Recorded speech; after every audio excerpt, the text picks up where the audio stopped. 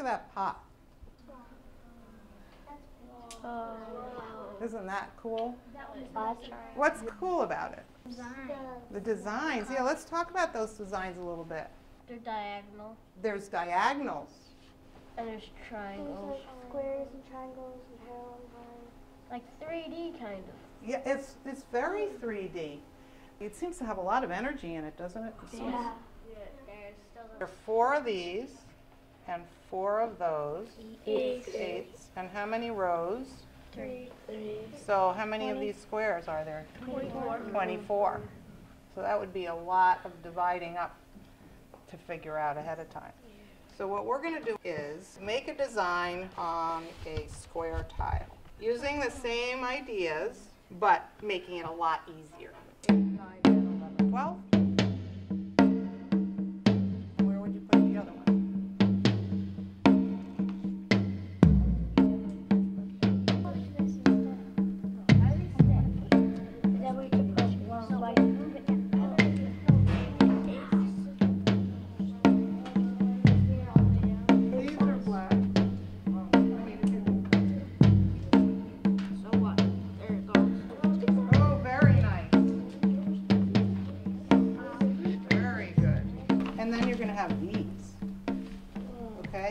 You have more choices. There's, what's that? What kind? What kind is that? Okay. So after you've played around with this, with a ruler and some colored pencils, either orange and black or brown and black, you're going to draw what you want your final tile to look like. If you decide, I love this pot and I want to study and find out every geometry idea that's in here, and I would say, does it have angles? Oh yeah, there's a right angle there. I could say, what kind of triangles do I have? Equilateral. This is your worksheet. You're actually going to get graded. This is going to be math, but it's really art. It's almost like we're writing a story, but we're not using words. We're not going to use any words to write our story today. We're just going to use the movements of our bodies to make the story. And we're going to write it in space. And we're going to kind of make a dance that has to do with how bees and flowers interact. So for instance, if I give you the idea of the wind, can you show me a movement for the wind? Everybody can do it. No, there's no right or wrong. Some winds are faster. Some might go all in one direction, right? And some are swirling around. All are right. You're all improvising, okay? Now here's another idea. How about a flower bud that's all closed up? Can you make, using just your arms, your hands, you make a flower bud? Bud. 2, 3, 4. Open. 2, 3, 4. Show off. 2, 3, 4. Now do your parts. Are you the nectar maker? Get down. Who's the nectar maker over here? Okay, can you make the seed at the end? And you'll do the pollen. You shrivel too. You're like drying up. No more nectar. And then you're going to blow away. 5, 6, 7, 8. Wind. 2, 3, 4. Buds.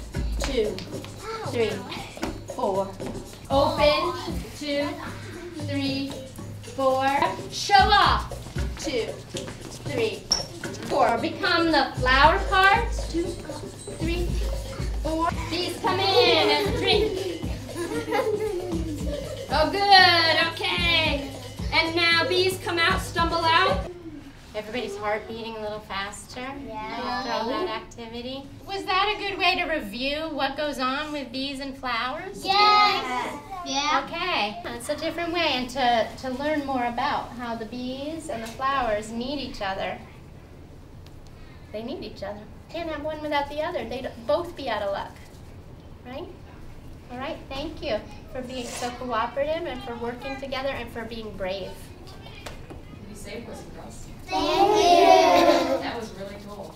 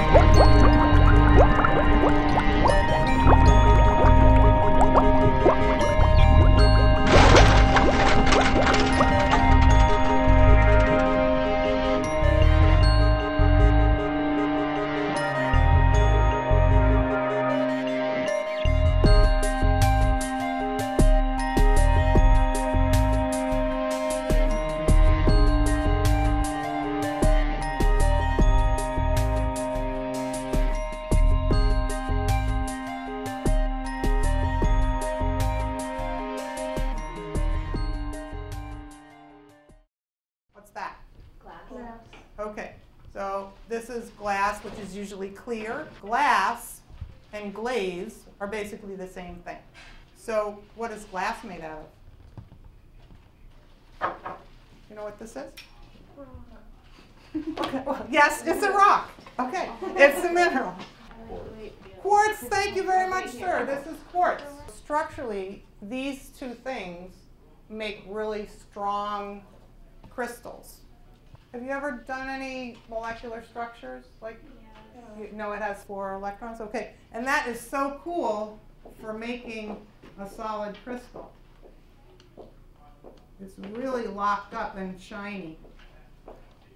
Okay, so that's what quartz rock looks like. You and your partner are going to have to come up with a recipe that you think will work.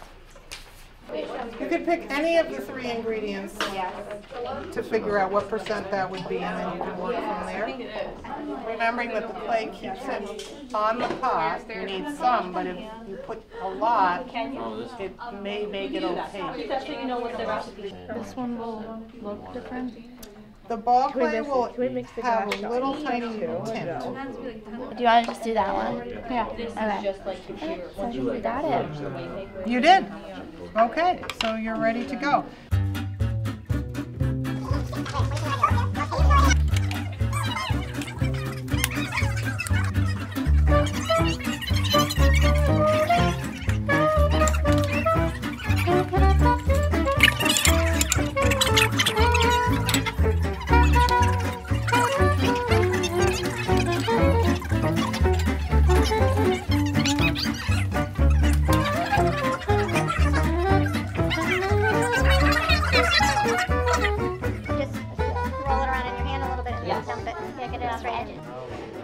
Yeah, so it doesn't drip. Yes, and shake.